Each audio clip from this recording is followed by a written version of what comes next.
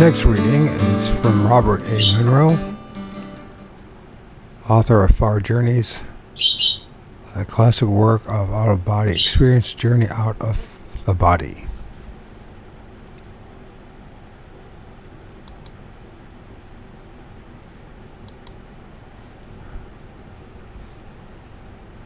Also by Robert Monroe, Far Journeys. Robert Monroe has been a pioneer in exploring out-of-body experiences. He's no longer with us in this realm. The Journeys Out of Body, his first book, has become an undisputed classic in the field. He has a long and distinguished career in the broadcasting industry as a writer, director of programs, and a creator and producer of some of 400 radio and TV network programs.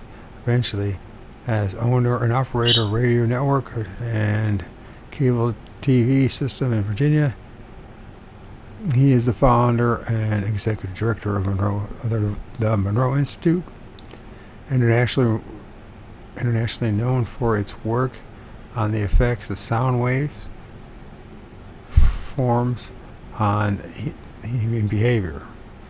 Robert Monroe's second book, Far Journey, tells the story of his research and development of the OOB experience and further exploration beyond the time and space. It was published by Doubleday in 1985. Mr. Monroe plays an active part in the work in the Monroe Institute and lives with his family in the foothills of the Blue Ridge Mountains in Virginia.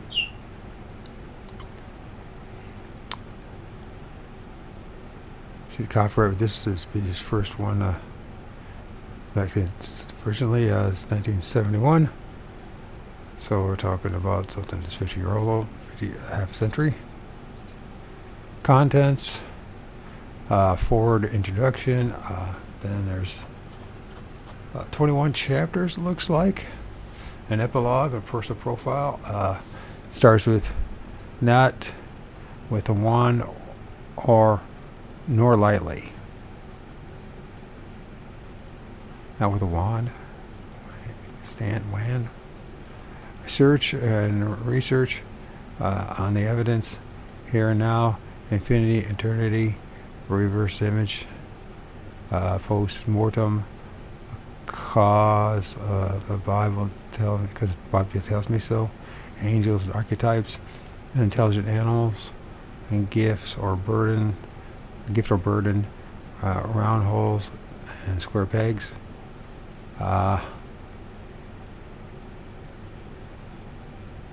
It's the second body, mind, and super mind, sexuality, and the second state, preliminary exercises, separation process, analysis of events, statistical classification, inconclusive premise, rationale.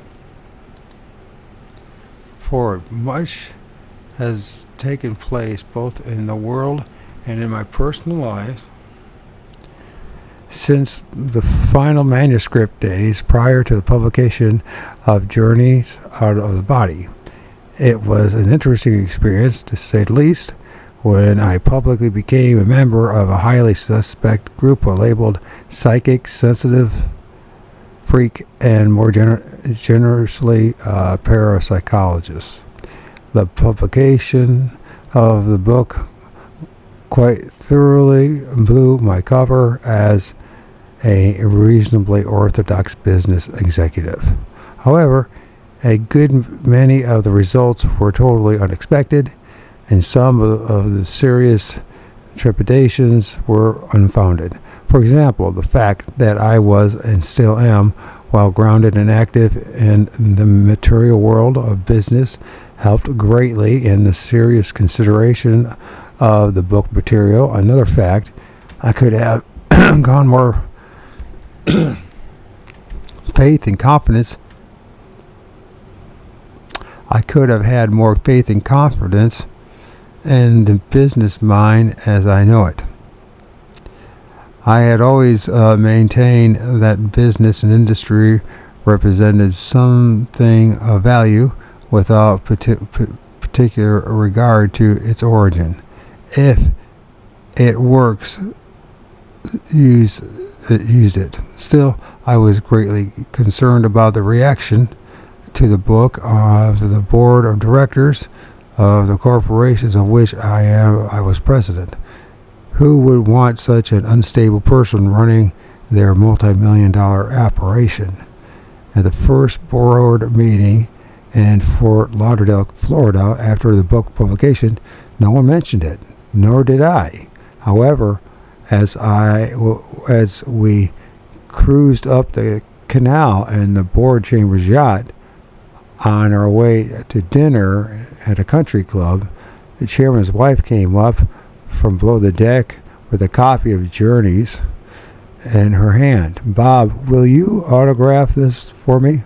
she asked. I complied, more than a little self-conscious and surprised.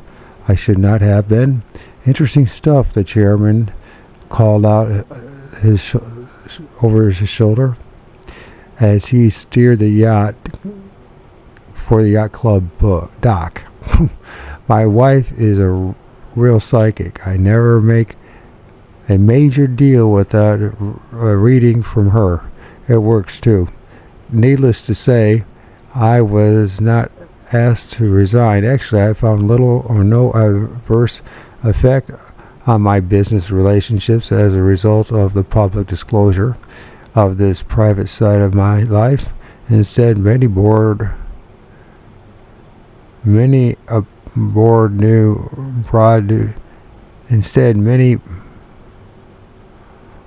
new avenues opened up for me, totally unexpected. Who could have guessed that I would speak on out-of-body experiences at such an august and conservative body as the Smithsonian Institute?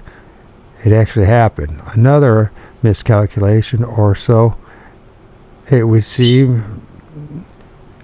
It has been stated that Journeys was a book ahead of its time.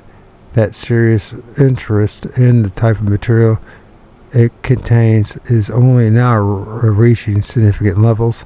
This may have been true, yet what was it that precipitated such changes in a mere 4 years? I like to think the chicken or the egg question is appropriate. That this book was and is part of a trigger or catalytic process that is now in chain reaction. This process states simply, it's okay to have strange experiences, to consider seriously as natural those events and activities beyond the present ability of our physical science to replicate or measure. Existence beyond death is one of these.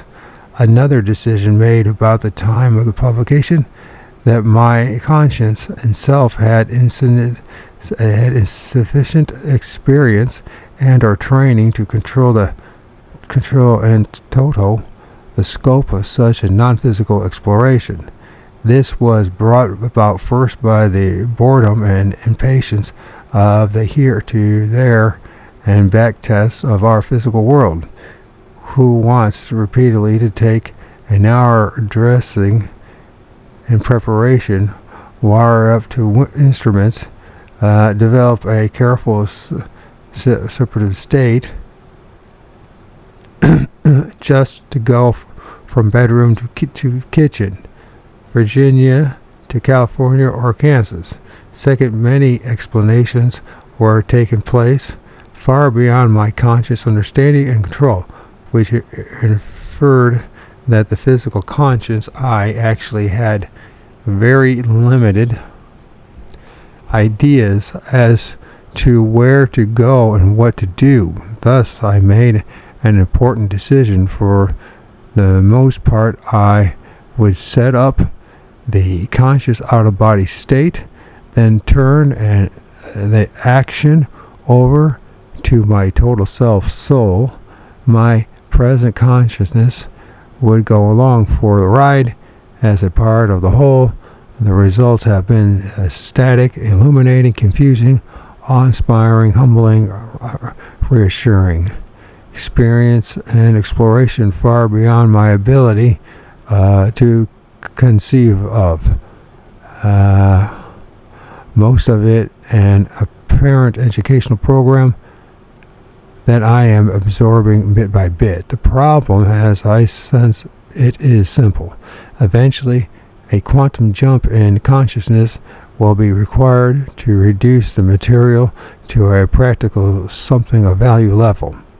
What does this mean? Does that great consciousness change take place while still alive physically, or in another reality? Later, who are the instructors, the helpers? Precisely, bit by bit, we are beginning to approach the answer in our research at the Institute. Yes, a research facility was formed and became active in 1972. Our work has attracted the interest and cooperation of physicists, psychologists, biochemists, engineers, educators, psychiatrists, corporate presidents, statisticians, many of whom serve on our board of advisors. Among the 11,000 plus pieces of mail received to date, many sighs of relief were reported. The secret could be talked about without the need of sanity hearings. Thus, the book is serving its primary purpose. Over 700 persons have participated in our research and experimental training program. Our first Explorer team has 6 members. Some 50 more are waiting for our facility to handle their final indoctrination, and their number is growing daily. We hope to be able to expand shortly in physical space, equipment, and personnel, so that we can absorb the backlog and the interest. This year, training programs at the Institute may qualify for credit at college and university levels. Meanwhile, our Explorer team of 6 is bringing back data faster than we can process it, far more rapidly and diverse than I alone could accumulate. That which we have sorted is overwhelming in its import. The fact of conscious and agreement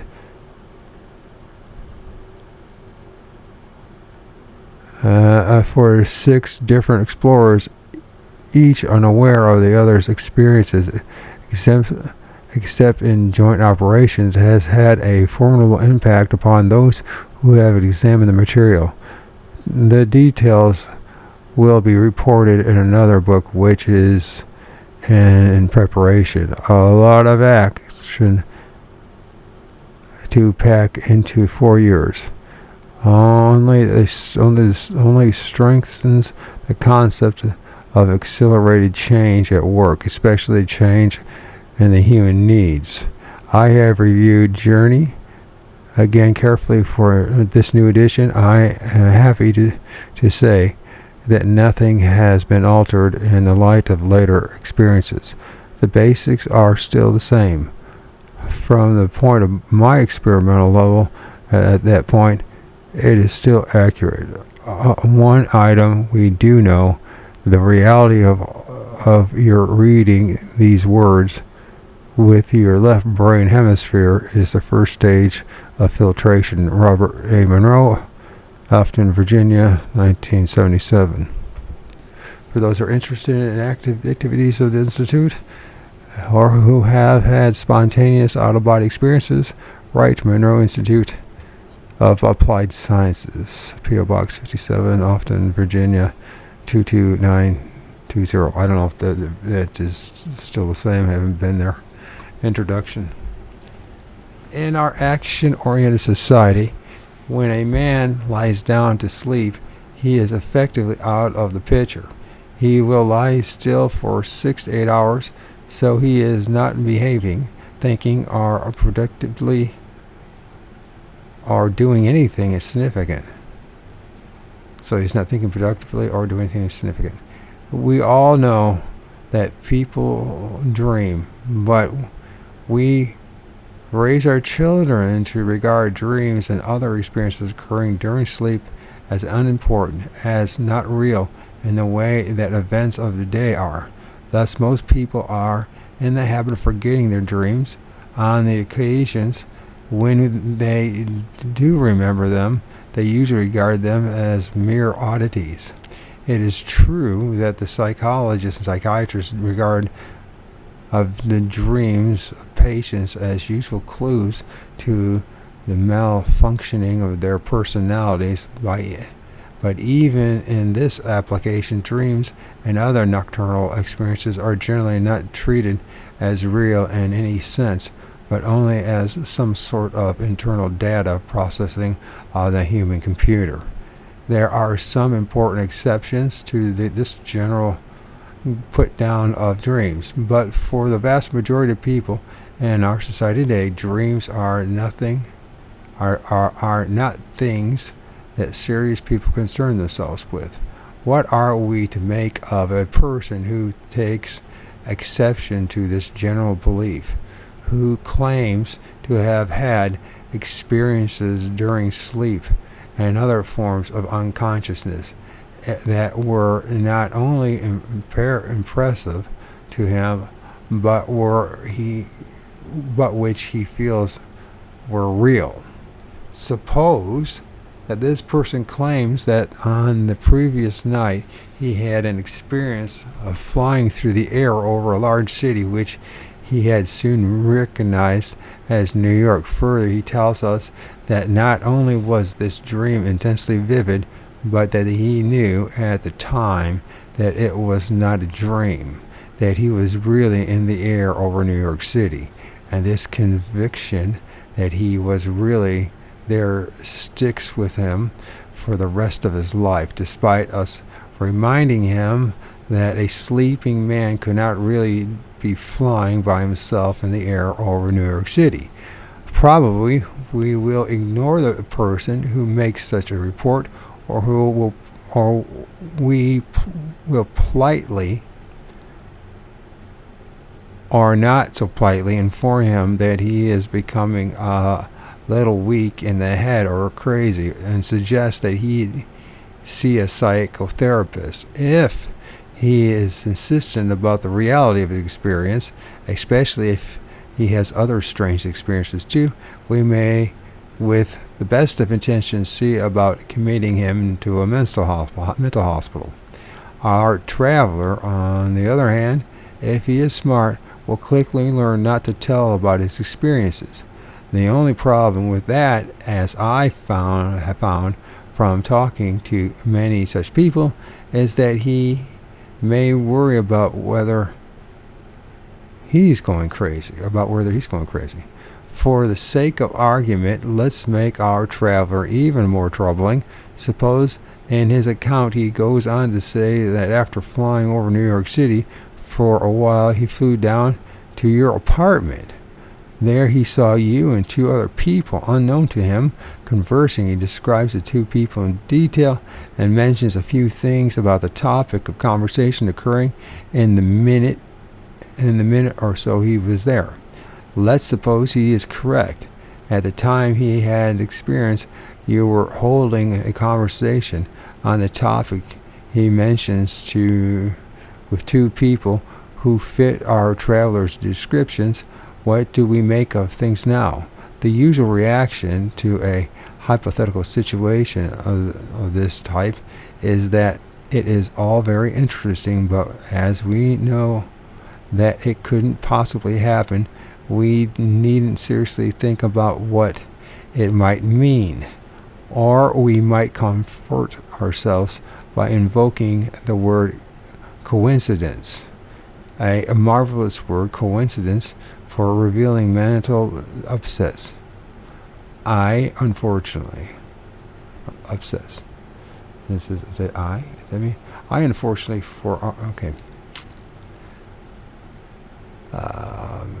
I don't know what that means. Unfortunately for our peace of mind, there are thousands of instances reported by normal people of exactly this sort of occurrence. We are not dealing with a purely hypothetical situation. Such events have been termed traveling clairvoyance, astral projection, or a more scientific term, out-of-body experiences. OOBEs.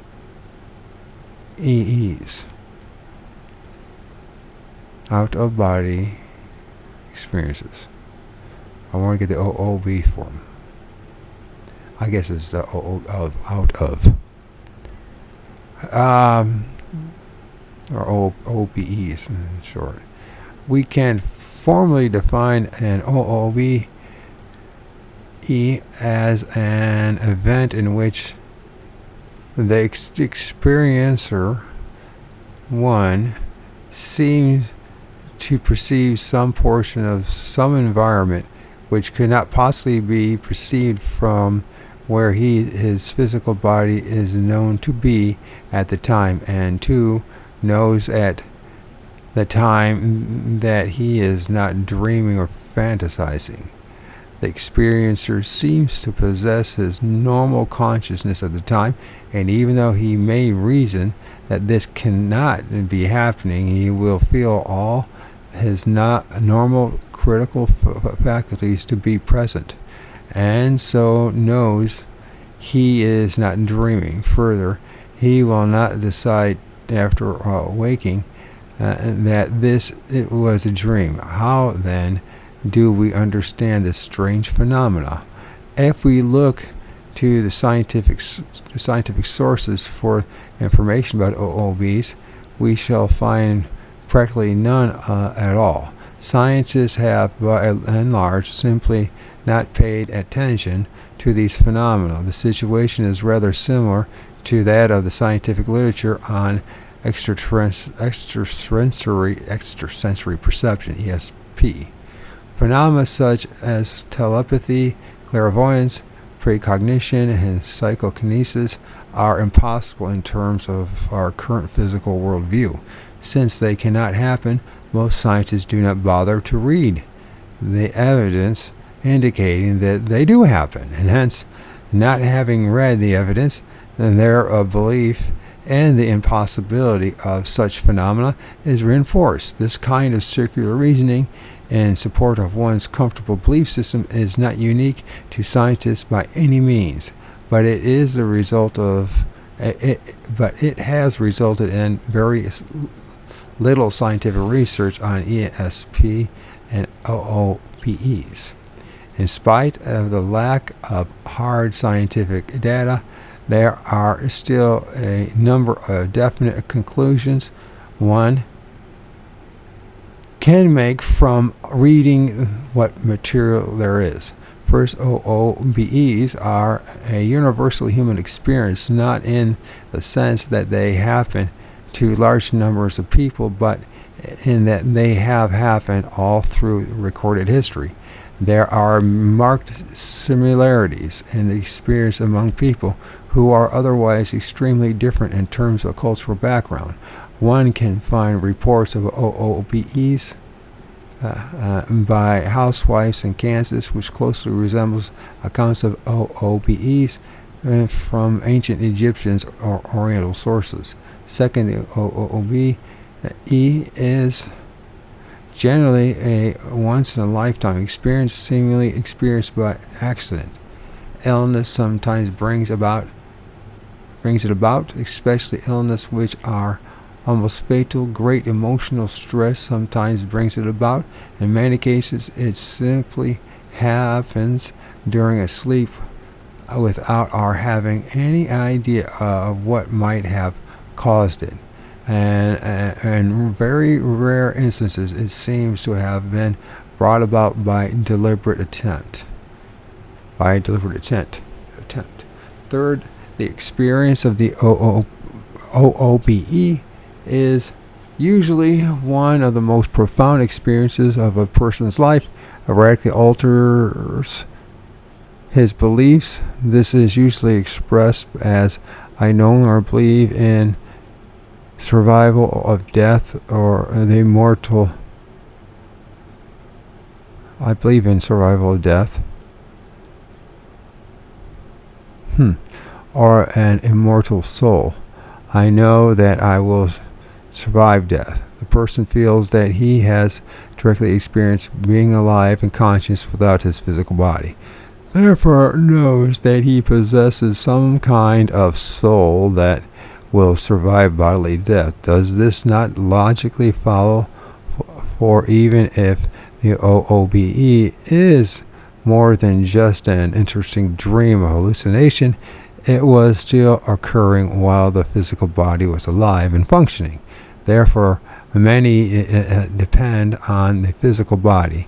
This argument, however, makes no impression on those who have actually had an OOBE.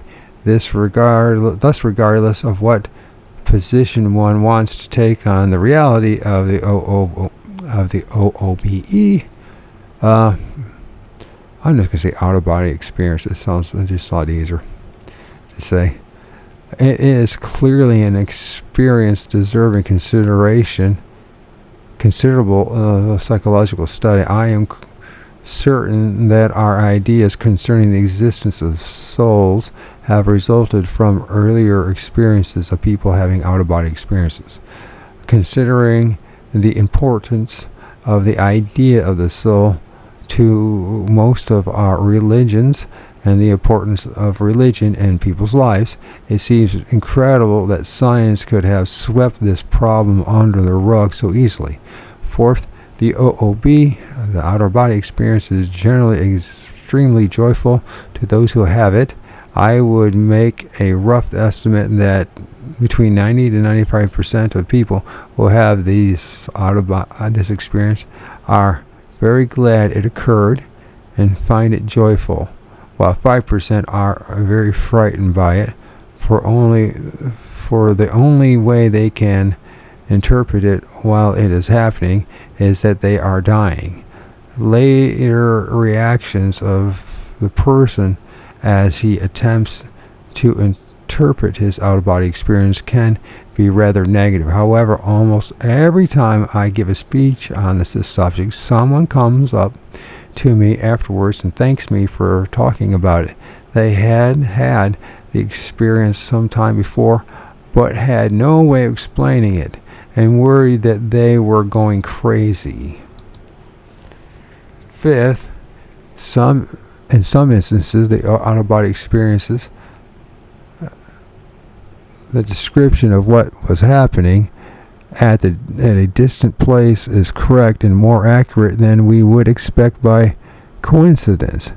And not the majority by any means, but some. To explain these, we must postulate either that the hallucinatory experience of the out-of-body experience was combined with the operation of ESP, or that in some sense the person really was there. The out-of-body experience then becomes very real indeed. The fact that most of our knowledge about out-of-body experience comes from reports of once-in-a-lifetime experiences puts us at two serious disadvantages. The first of these is that most people cannot produce an out-of-body experience at will, so this precludes the possibility of studying them under precise laboratory conditions. The second disadvantage is that when a person is suddenly thrusted for a brief period of time into a very novel environment, he may not be a very good observer. He is too excited or too busy trying to cope with the strangeness of it. Thus, our reports from the once-in-a-lifetime people are very rough. It would be of great advantage to study out-of-body experiences. In studying out-of-body experiences, to have trained travelers available who could produce the experience at will, and who generally had the characteristics of a good reporter. The book you are about to read is very rare. It is a first-hand account of hundreds of out-of-body experiences by a person who is, I believe, a good reporter. Nothing like it has been published in many years. Robert A. Monroe is a successful businessman who began experiencing out-of-body experiences quite unexpectedly over a decade ago, coming from an academic family and having more than the average intellectual training. He realized the unusualness of these experiences and began taking systematic notes from the beginning. I shall not say more about his experiences per se. His accounts and the rest of this book are too fascinating and lucid to warrant further introduction here. Instead, I shall note the qualities that he possesses that make him a good reporter, and which give me a good deal of confidence in his accounts. When most people have a profound experience, especially one with religious import, careful questioning will usually reveal that their original account of it was not so much an account of what happened as of what they thought it meant. As an example, let us suppose that what really happened to the person is that he finds himself floating in air above his body in the middle of the night. While still surprised at this, he perceives a shadowy, dim figure at the end of the room, and then a blue circle of light floats past the figure from left to right. Then our experiencer loses consciousness and wakes up to find himself in his body. A good reporter will describe essentially that scene. Many people will say, in perfectly good faith, something like, "My immortal soul was raised from the tomb of my body by the grace of God last night, and an angel appeared. As a symbol of God's favor, the angel showed me a symbol of wholeness." I have often seen distortions this great when I've been able to question an individual about exactly what happened, but most of the published accounts of out-of-body experiences have not been subjected to this kind of questioning. The statements that God's will caused the out-of-body experience, that the dim figure turned into an angel, that the blue circle was a symbol of wholeness, are all things that are part of the person's interpretation, not his experience. Most people are not aware of the extent to which their mind automatically interprets things. They think they are perceiving things as they are. Robert Monroe is unique among the small number of people who have written about repeated out-of-body experiences, and that he recognizes the extent to which his mind tries to interpret his experiences, to force them into familiar patterns. Thus, his accounts are particularly valuable for for he works very hard to try to tell it like it is. The initial series of laboratory studies we were able to do occurred over a period of several months between September 1965 through August 1966. There's that year again. While I was able to use the faculties of the electroencephalographic brainwave laboratory of the University of Virginia Medical School. On 8 occasions, Mr. Monroe was asked to try to produce an out-of-body experience while hooked up to various instruments for measuring physical functions. He was also asked to try to direct his movements during the out-of-body experience into an adjoining room, both to observe the activity of the technician monitoring the recording equipment and to try to read a 5-digit random target number, which was placed on a shelf 6 feet above the floor. The measurements were made by Mr. Monroe's brainwaves, the electroencephalograph, eye movements and heart rates, the electrocardiogram. Did I say graph? So it's electroencephalogram. Okay. Monroe's brainwaves, the electroencephalogram, and the eye movements and heart rate, the electrocardiogram. The laboratory was unfortunately not very comfortable for lying still for prolonged periods.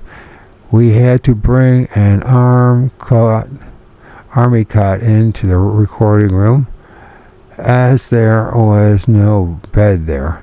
One of the connections for recording brainwaves, the ear electrode was of a clip type that caused some irritation to the ear.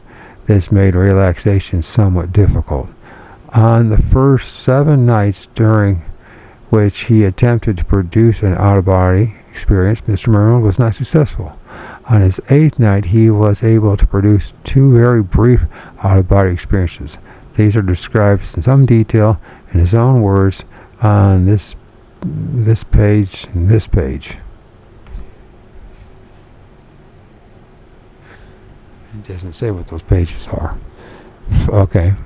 The first brief out-of-body experience involved witnessing some unrecognized people talking at an unknown location, so there was no way of checking whether it was fantasy or real perception of events happening at a distance. In the second brief out-of-body experience, Mr. Monroe reported he couldn't control his movements very well, so he did not report on the target number in the adjacent room.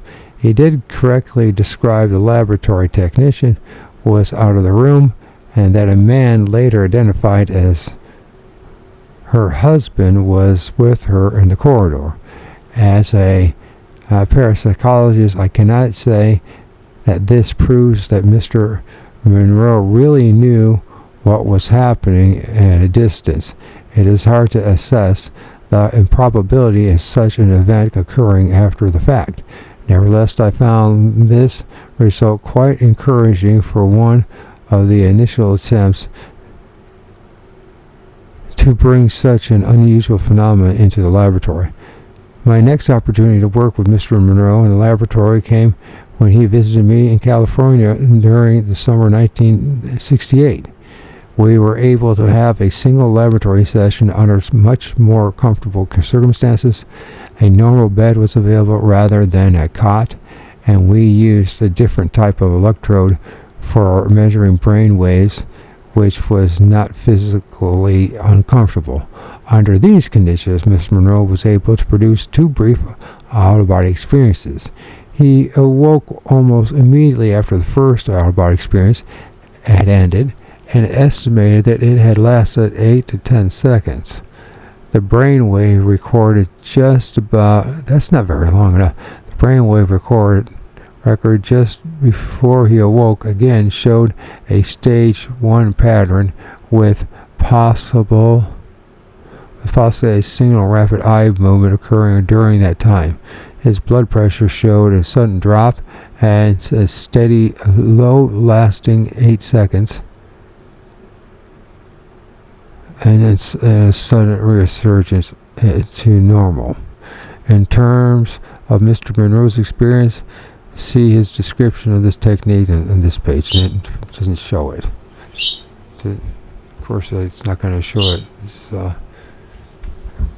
He reported that he rolled out of his body. He found himself in the hallway separating my room from the recording room for a few seconds, and then felt a need to get back into his body because of a difficulty in breathing. An assistant, Joanne Crawford, and I had been watching him on a closed-circuit television set during this time, and we saw him move his arm slightly away from his throat just before he awoke and reported. Mr. Monroe tried again to produce another out-of-body experience that would be eventually in terms of ESP, coming over and seeing the recording room and reading a target number on the shelf in the room. His brainwave pattern showed much light sleep. So after 3/4 of an hour, I called out to him over the intercom to remind him that we wanted him to try to produce an out-of-body experience. A while later, he reported having produced an out-of-body experience, but being unsure of his orientation, he followed a wire which he thought led to the recording room. Instead, he found himself outside a strange area that he never recalled seeing before. He decided he was hopelessly disoriented and came back to his body. His description of that area matched an interior courtyard of the building that he would indeed have found himself in during an out-of-body experience if he had inadvertently gone in exactly the opposite direction he should have. It is not absolutely certain that he had never seen this courtyard while visiting my office earlier in the day, so the experience is not in itself good evidence of paranormal component of the out-of-body experience. In terms of physical changes, he had shown a stage 1 dreaming pattern with only 2 rapid eye movements in the whole period and no clear-cut blood pressure drop on this occasion. Mr. Monroe's experiences, those of many prominent mystics throughout the ages, and all the data of ESP indicates that our current physical view of the world is very limited one, and that the dimensions of reality are much wider than our current concepts. My attempts and those of other investigators to make these experiences behave in an acceptable fashion may not work out as well as we would like. Let me give 2 examples of experiments with Mr. Monroe which were impressive to me personally, but which are very difficult to evaluate by our ordinary scientific criteria. Shortly after completing the first series of laboratory experiments, I moved from the East Coast to California. A few months after moving, my wife and I decided to set up an experiment. One evening we would concentrate intensely for a half an hour in an attempt to help Mr. Monroe have an out-of-body experience and come to our home. If he were then able to describe our home, this would produce good data on the parapsychological aspect of the out-of-body experience. I telephoned Mr. Monroe that afternoon and told him only that we would try to direct him across the country to our home at some unspecified time that night without giving him any further details. That evening, I randomly selected a time which I believed would occur well after Mr. Monroe would be asleep. My random selection came out at 11 p.m. California, 2 a.m. Eastern Time. At 11 p.m., my wife and I began our concentration. At 11:05 p.m., the telephone rang, interrupting it. We did not answer the telephone, but tried to continue our concentration until 11:30. The following morning, I telephoned Mr. Monroe and told him only that the results had been encouraging and that he should write down an independent account of what he had experienced for later comparison against our independent accounts. On the evening of the experiment, Mr. Monroe had the following experience, which I quote from the notes he mailed me. Evening passed uneventfully. I finally got into bed about 1:04 a.m. Still wide awake, north-south position. The cat was lying in bed with me. After a long period of calming my mind, a sense of warmth swept over my body. With no break in consciousness, no pre-sleep. Almost immediately I felt something, or someone rocking my body from side to side, then tugging at my feet. I heard the cat let out a complaining yell. I recognized immediately that this had something to do with Charlie's experiment, and with full trust, and did not feel my usual caution about strangers. The tugging on my leg continued, and I finally managed to separate a second body arm and held it up, feeling around in the dark, and after a moment of tugging, the tugging stopped, and a hand took my wrist firstly, and then very, very firmly pulled me out of the physical easily. Still trusting and a little excited, I experienced willingness to go to Charlie, if that was where it wanted to lead me. The answer came back affirmatively, although there was no sense of personality, very businesslike. With a hand around my wrist very firmly, I could feel a part of the arm belonging to the hand, slightly hairy, muscular man. But I could not see who belonged to the arm. I also heard my name called out once. Then we started to move with a familiar feeling of something like air rushing around the body. After a short trip, it seemed like 5 seconds in duration. We stopped, and the hand released my wrist. There was complete silence and darkness. Then I drifted down into what seemed to be a room. I stopped quoting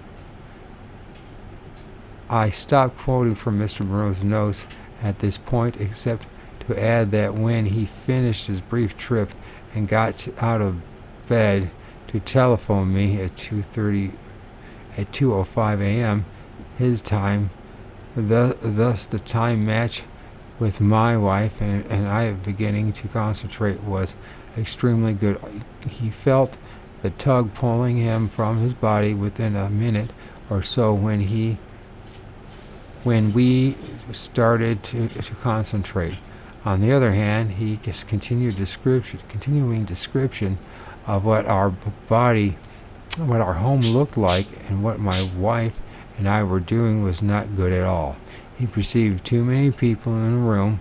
He perceived me doing things that I didn't do, and his description of the room itself was quite vague. What do I make of this? This is one of those frustrating events that parapsychologists encounter when working with poorly controlled phenomena. It is not evidential enough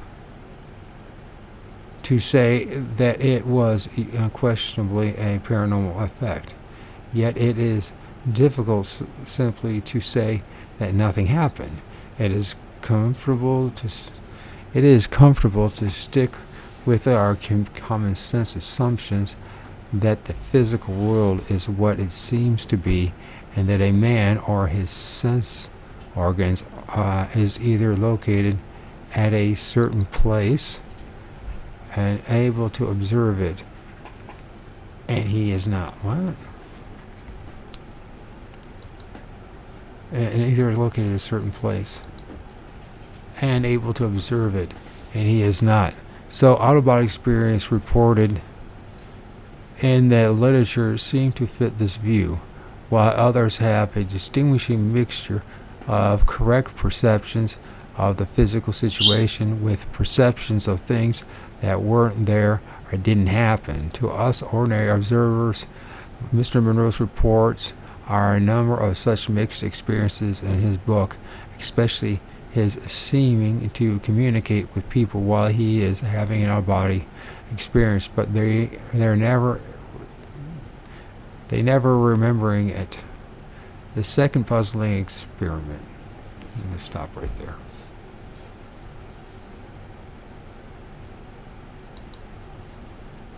So they say to trust the coincidence. The second puzzling experiment occurred in the fall of 1970 when I briefly visited Mr. Monroe in Virginia en route to a conference in Washington. Staying overnight, I requested that if he had an out-of-body experience that night, that he should come to my bedroom and try to pull me out of my body so I could have an experience too. I realized at the time that I made this request with a certain amount of ambivalence.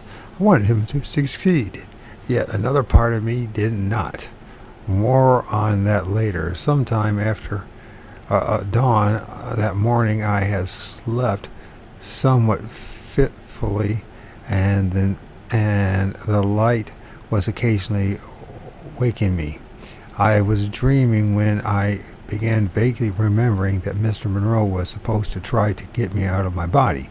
I became partially conscious and felt a sense of a vibration all around me in the dream world, a vibration that had a certain amount of indefinable menace connected with it. In spite of the fear that arose, I thought that I should try to have an out-of-body experience. But at that time, I lost my thread of consciousness and only remember waking up a while later, feeling that the experiment was a failure. A week later, I received a letter from a colleague in New York, a well-known parapsychologist, Dr. Stanley Krippner, and I began to wonder if it really was a failure. He was writing to me about an experience his stepdaughter, Carrie, who I am quite fond of, had the same morning I was having my dream. Had the same morning that I was having dreaming, Carrie had spontaneously reported to her father that she had seen me in a restaurant in New York City on her way to school that morning. This would have been roughly about the time I was having the dream. Neither she or her father knew that I was on the East Coast. What do I make of this? This is the first time in years that I had consciously attempted to have an out-of-body experience. I have never, to my knowledge, succeeded. While I had no conscious memory of having one, a friend reports seeing me in a restaurant in New York City. Even more puzzling, I would have no desire in the world to go to a restaurant in New York City, a place I dislike intensely. If I were having an out-of-body experience, although visiting Carrie and her family is always very pleasant. Coincidence? Again, something I would never present as scientific evidence of anything, but something I cannot dismiss as meaningless. This last incident illustrates an attitude towards out-of-body experience that I have observed in myself. Although I don't like to admit it, which is that I am somewhat afraid of them. Part of me is very interested in the phenomena scientifically. Another part of me is excited at the prospects of personally experiencing it. The third part of me knows that the out-of-body experience is something like dying and opening a part of my mind to the unknown realm, and this third part is not at all anxious to get on with it.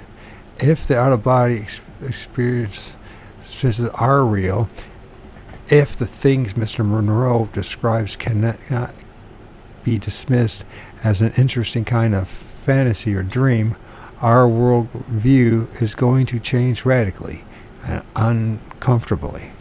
One thing that psychologists are reasonably sure about human nature is that it resists change.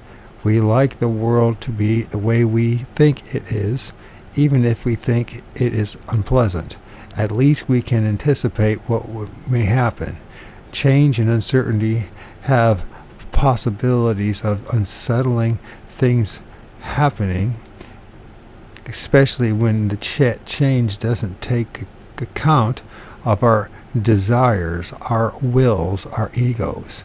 I have tried to talk mainly about the straightforward scientific studies of out-of-body experiences in introducing this book, but Now we get to what may be the most important aspect of the subject. Mr. Monroe's experiences are frightening.